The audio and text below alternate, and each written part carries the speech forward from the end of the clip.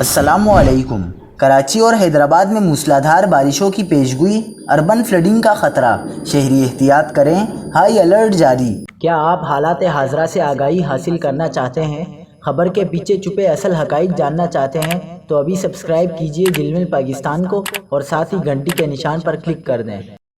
آپ کو بتاتے چلیں کہ کراچی میں تیز سمندری ہوائیں بحال ہو گئیں، شدید گرمی کا خاتمہ۔ کراچی والے خطرناک موسم کے لیے تیار ہو جائیں۔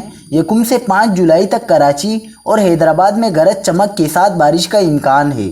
1 سے 5 جولائی تک کراچی، حیدرآباد، بدین اور ٹھٹہ میں موسلادھار بارشوں کا امکان ہے۔ پی ڈی ایم اے سندھ نے متعلقہ اداروں کو ایڈوائزری جاری کر دی، جس میں 3 سے 5 جولائی تک کراچی اور حیدرآباد میں اربن فلڈنگ کا خطرہ ظاہر کیا گیا ہے۔ پی ڈی ایم اے کا کہنا ہے کہ انتظامیہ ممکنہ اربن فلڈنگ اور دیگر خطرات سے نمٹنے کے لیے تیار رہے۔ نکاسی آب کے لیے مشینیں اور عملے کی موجودگی کو یقینی بنایا جائے۔ پی ڈی ایم اے نے ماہی گیروں کو 3 سے 5 جولائی تک سمندر میں جانے سے گریز کرنے کی ہدایت کی ہے۔